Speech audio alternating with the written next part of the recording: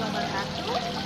Salam sehat luar biasa untuk semua ibu-ibu Adrianica IPB University, khususnya Adrianica Media.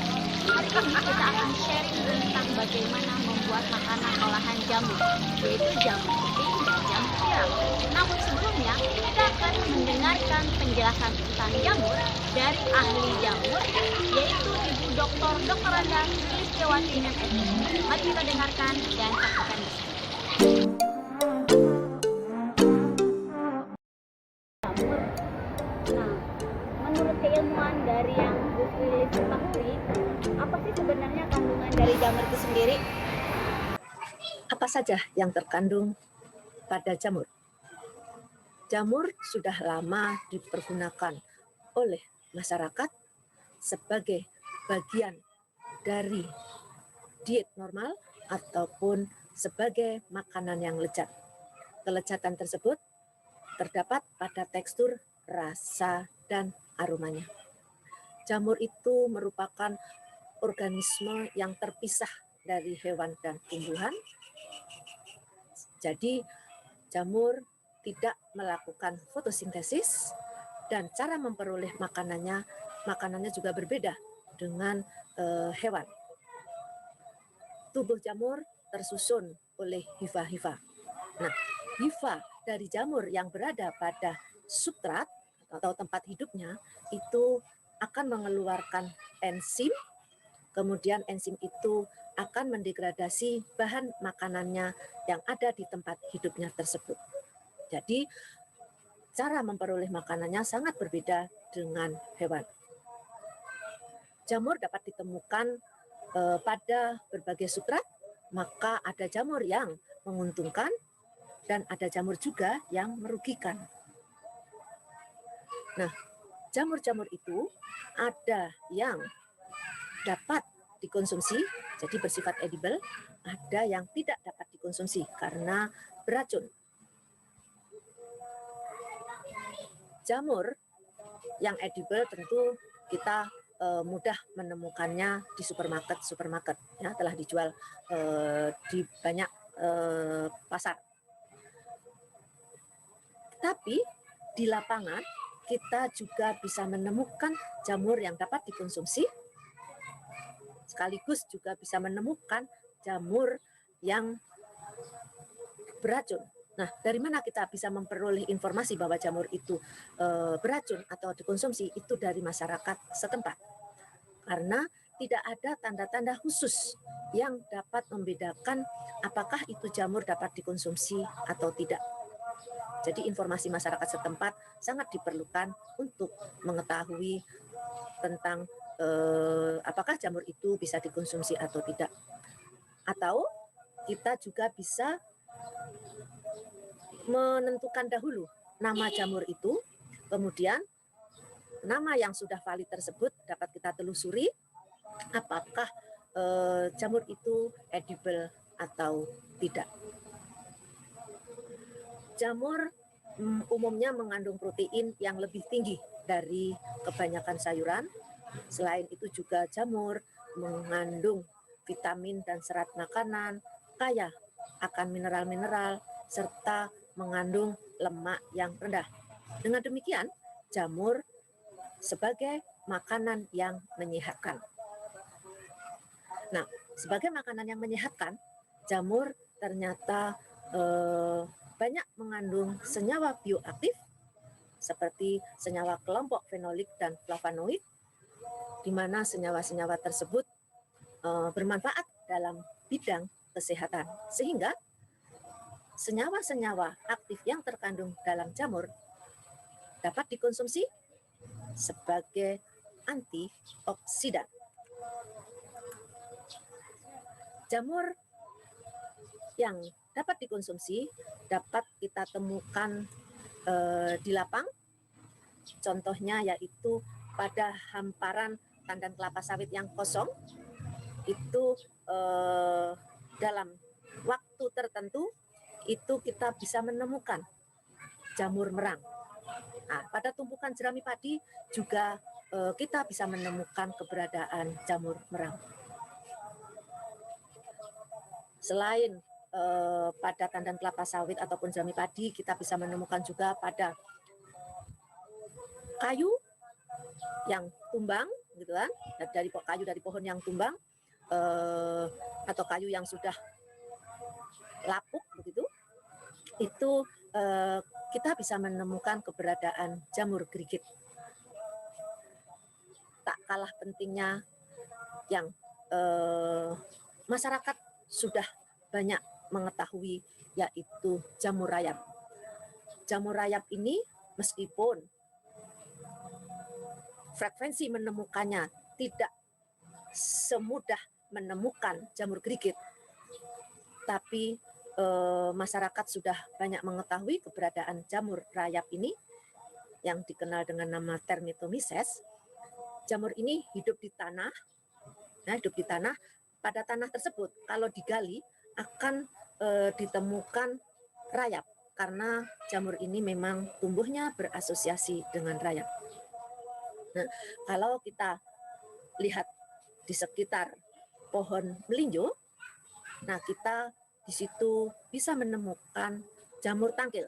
Jadi jamur ini berasosiasi dengan akar dari tanaman melinjo itu dan dapat dikonsumsi jika masih muda. Di daerah Jayawijaya, Papua, ada informasi bahwa di sana banyak jamur yang tumbuh liar dan dapat dimakan. Nah, masyarakat memakannya itu ada yang dibakar, ditumis, digoreng, bahkan ada yang dimakan mentah. Kalau melihat kandungan-kandungan senyawa bioaktif dalam jamur, di sini saya menyitir dari Bandara et al. Tahun 2019 bahwa polisakarida yang terkandung dalam jamur kuping itu telah diaplikasikan dalam bidang farmakologi, diantaranya sebagai antivirus, sebagai anti kanker, anti diabetes, anti hiperkolesterol, anti mikrob, ataupun antioksidan. Mineral yang ada dalam jamur kuping, yaitu di sini Auricularia polytricha, dalam setiap kilogram berat basahnya itu terkandung kalsium sebanyak 160 mg, kalsium sebanyak 430 mg, magnesium sebanyak 250 gram, dan seterusnya. Itulah kandungan mineral yang ada dalam jamur, sehingga kita dengan memakan jamur itu di samping mendapatkan kelezatannya, juga kita memperoleh bahan-bahan yang bermanfaat bagi tubuh. Sini kandungan jamur yang saya sampaikan adalah jamur tiram yang kita kenal sehari-hari dengan nama Pleurotus ostreatus, dan jamur kuping. Nah, jamur kuping yang saya ambil ini adalah yang Auricularia polytricha. Menurut Ahmed et al. Tahun 2013, pada Pleurotus ostreatus itu terdapat protein sebesar 28,4%, lemaknya 4,7%, serat makanannya sebanyak 21%. Karbohidratnya relatif kecil, yaitu hanya 35,4%.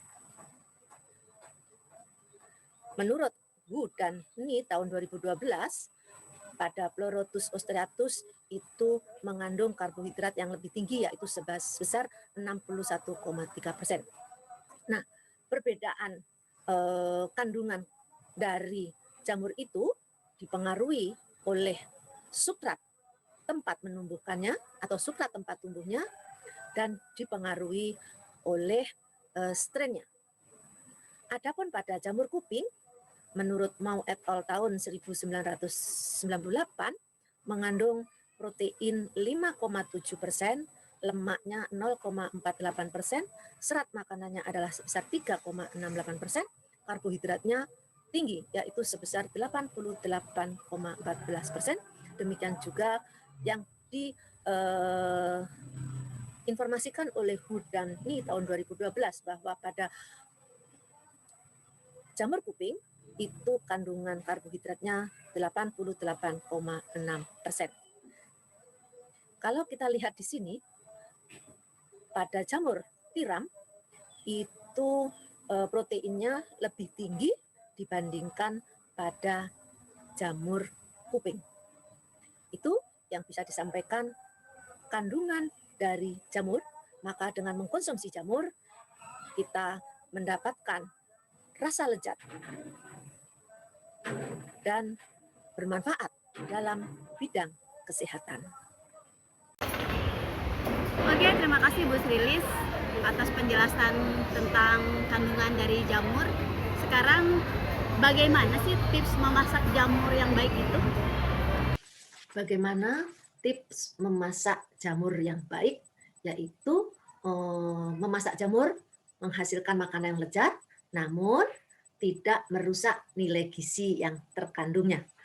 Nah, di sini bisa dilihat bagaimana optimasi dalam memasak jamur pada gambaran, yaitu pada jamur Amanita zambiana. Dengan dibuat makanan melalui proses merebus akan menurunkan kandungan proteinnya. Sebaliknya, dengan digoreng akan meningkatkan proteinnya. Begitu pula lemak. Jika dilihat dari hasil pemasakan melalui merebus, itu kandungan lemaknya lebih rendah dibandingkan pada waktu jamur itu dalam kondisi yang mentahnya. Nah, dengan digoreng itu meningkatkan kandungan lemaknya. Fenol, yaitu senyawa yang diantaranya berfungsi dalam hal kesehatan, yaitu sebagai sumber antioksidan, juga menurun dengan melalui pemasakan perebusan. Dan dengan menggoreng sebenarnya juga menurunkan kandungan fenoliknya, senyawa fenoliknya dibandingkan kalau dalam kondisi segar. Nah, pada umumnya jamur kan relatif lunak, sehingga kalau memasak nggak perlu lama-lama, begitu kan? Dengan demikian akan menghasilkan sebagai makanan yang lezat, tetapi tidak merusak nilai gizinya. Wow, begitu banyak penjelasan Bu Srilis tadi. Sekarang kita pengen tahu nih sebetulnya bagaimana cara memasak jamur yang baik supaya tidak merusak gizi. Apakah harus direbus, digoreng, atau seperti apa kan? Bagaimana cara memasak jamur supaya tidak menurunkan nilai gizinya? Jadi hasil pemasakan dari jamur itu bisa menurunkan, bisa menaikkan kandungan gizinya, itu dipengaruhi oleh jenis jamurnya itu sendiri dan dipengaruhi juga oleh metode memasaknya. Umumnya penggorengan itu akan menurunkan nilai gizinya. Di sini tampak bahwa hasil penelitian dari Eng dan tahun 2017 pada jamur tiram, dengan merebus selama 1,5 menit dibandingkan kalau merebus selama 6 menit, hasilnya yang 1,5 menit adalah yang terbaik. Tampak bahwa total flavonoidnya dibandingkan yang mentahnya pada perebusan 1,5 menit itu meningkat sebesar 4,2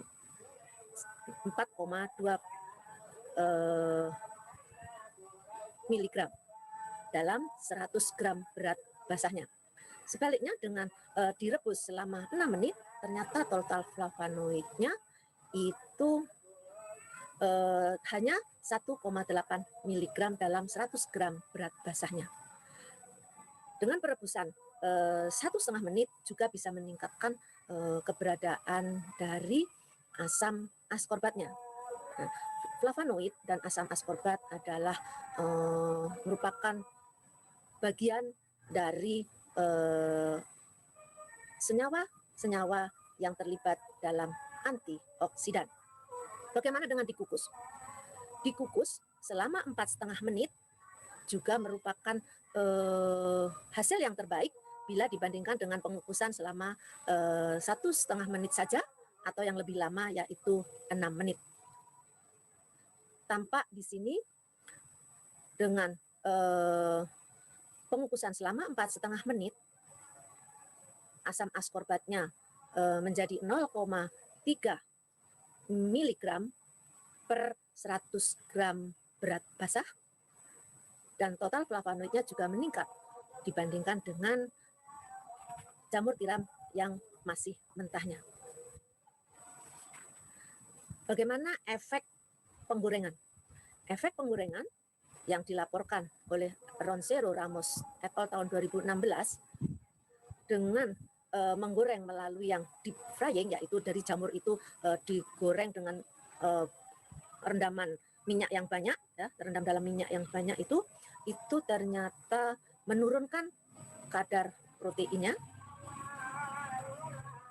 dan aktivitas antioksidannya. Nah, tampak di situ lemaknya meningkat. Mungkin itu ketambahan dari lemak yang berasal dari minyak itu. Jadi jenis pengolahan menghasilkan nilai gizi yang berbeda. Nah, jamur yang edible kan umumnya lunak, sehingga kita kalau memasaknya nggak perlu lama-lama. Sebentar saja supaya nilai gizi tetap baik dan tetap kita bisa mengkonsumsi jamur sebagai makanan yang lezat dan menyehatkan. Tadi kita sudah mengetahui apa itu kandungan dari jamur, tips memasak jamur, dan bagaimana mengolah jamur yang baik.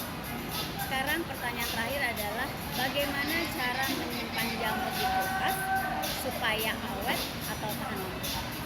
Bagaimana cara menyimpan jamur supaya awet atau nilai gizinya tidak berubah? Cara penyimpanan jamur dipengaruhi oleh jenis jamurnya. Contohnya adalah jamur merang. Jamur merang setelah dipanen, sehari setelah dipanen, itu kalau dikonsumsi akan berbeda rasanya dengan dikonsumsi dari hasil panen, langsung dari hasil panen. Jadi dengan lama penyimpanan 1 hari, itu pada jamur merang sudah mengalami perubahan tekstur ataupun rasa. Nah, untuk jamur tiram ataupun jamur kuping, kalau dalam skala rumah tangga kita bisa menyimpannya dalam beberapa hari pada kulkas pada kondisi normal, ya. Di situ masih bisa bertahan. Nah, sebenarnya yang paling bagus model penyimpanannya adalah jika dilakukan menggunakan pak vakum. Nah, itu akan lebih tahan lama dalam penyimpanannya, ataupun dengan teknik beku. Tapi tidak semua jamur dapat dibekukan, karena kalau dibekukan itu ada yang menghasilkan tekstur yang justru semakin lembek begitu. Hasil dari penelitian Tolera dan Abera tahun 2016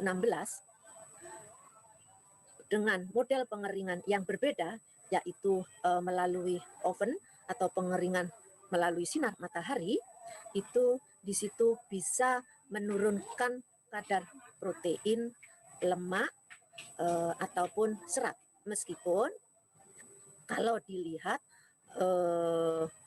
perubahan-perubahan itu tidak besar, tapi jika dihitung secara statistik ternyata signifikan dibandingkan dengan kadar yang ada pada jamur tiram yang masih dalam kondisi segar.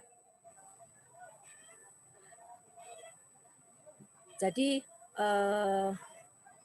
pengeringan di sini itu meskipun hanya dengan sinar matahari, ya, ternyata bisa menurunkan bisa menurunkan kadar protein. Nah, tentu suhu yang berasal dari sinar matahari yang digunakan untuk pengeringan itu lebih rendah dibandingkan dengan menggunakan oven. Nah, dengan penggunaan oven yaitu menggunakan suhu yang lebih tinggi, ternyata kadar proteinnya yang turun itu juga semakin besar. Model pengeringan itu kandungan proteinnya baik dibandingkan jika dibekukan. Begitu pula kandungan fenoliknya. Namun kandungan lemaknya dengan dikeringkan itu ternyata menurun jika dibandingkan dengan model pembekuan. Nah, gambaran inilah yang bisa kita gunakan bagaimana cara menyimpan jamur supaya sebelum dimasak itu nilai gizinya tidak menurun.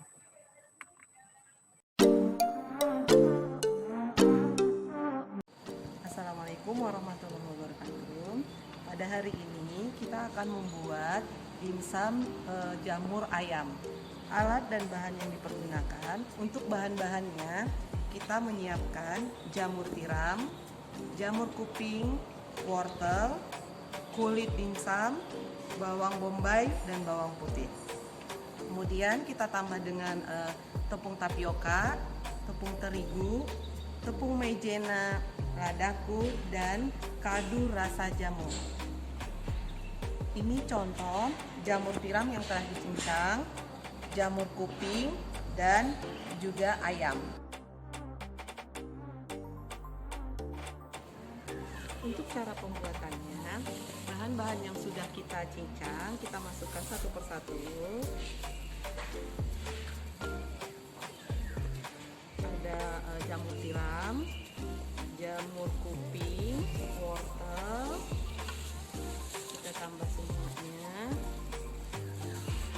ditambah ayam yang sudah kita cincang, kita tambah dulu.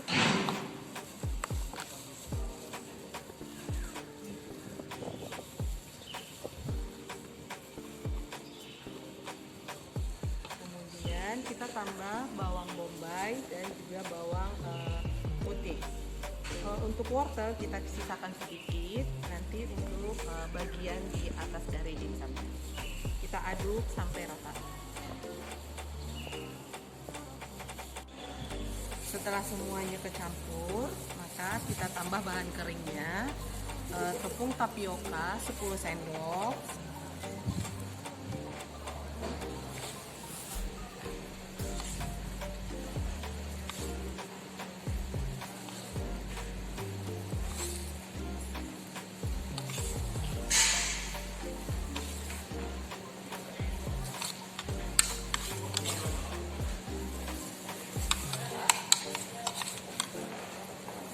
kemudian 6 sendok tepung terigu,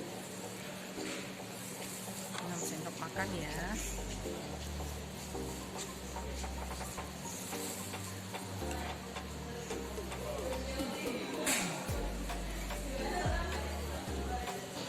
Ditambah 4 sendok makan maizena.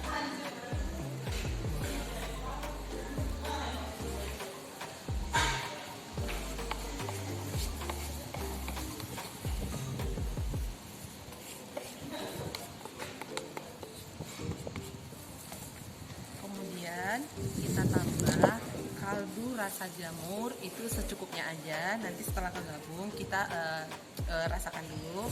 Kalau sudah pas secukupnya aja. Ditambah dengan ladaku sama ini juga secukupnya aja. Kemudian kita tambah minyak wijen 1 sendok makan, dan saurinya 3 sendok makan. Kita aduk rata hingga semuanya kecampur.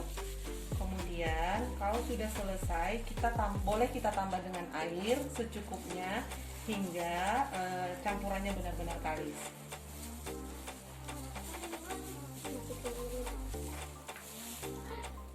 Nah, kita tambah sedikit dulu.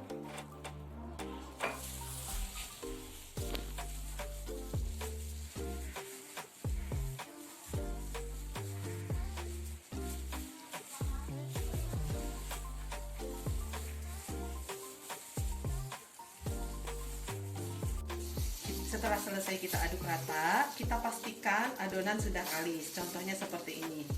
Sudah kalis, baru kita cetak. Kemudian kita masukkan 1 sendok dulu adonan yang tadi pada kulit dimsumnya, kemudian kita cetak. Bisa kita bentuk sudut.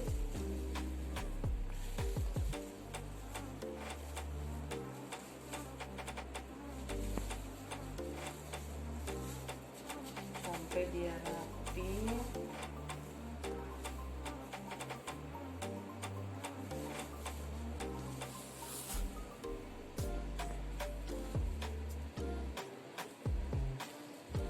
Kemudian selesai itu bagian luar dari kulitnya kita olesin minyak wijen. Bagian atas dari cetakan yang udah kita bikin, kita tambahin wortel bagian atasnya.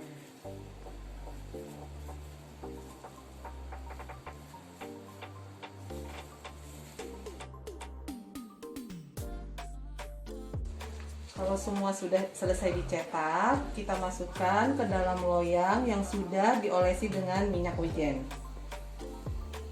Masukkan.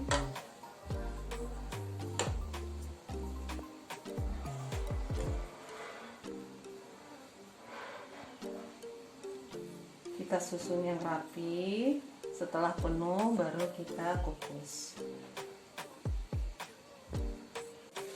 Setelah mendidih, kita masukkan dimsumnya ke dalam. Kemudian kita tutup, kita tunggu selama 15 menit.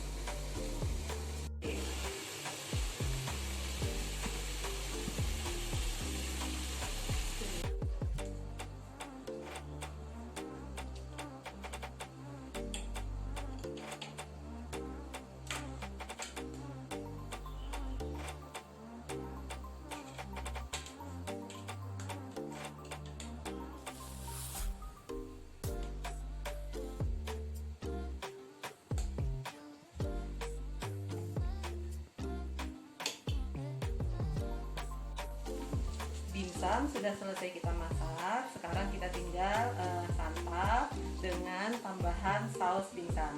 Saus dimsum dia kita tambah dengan saus sambal, saus tomat, ditambah dengan bawang bombay. Terima kasih. Selamat menyantap sajian dimsum ayam jamur.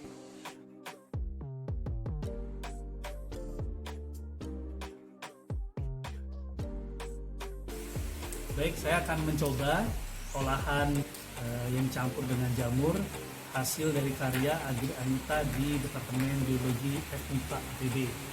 Kita coba ya, apakah rasanya seperti yang kita harapkan. Nah, ini memang sudah terlihat ada jamur-jamurnya nih. Terus mungkin sedikit saus. Kalau dari penampakan sepertinya sih enak nih.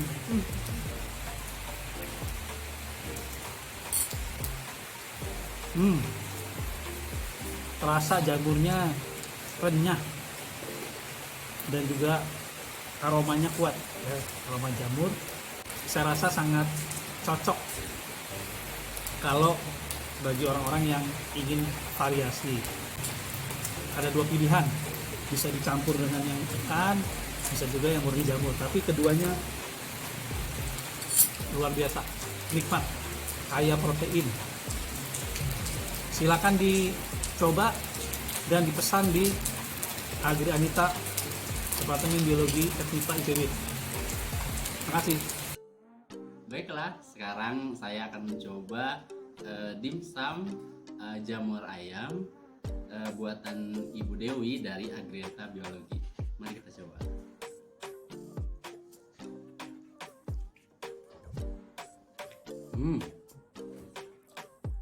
Enak, ditambah saus dimsumnya kerasa banget, serius. Jamurnya kelihatan,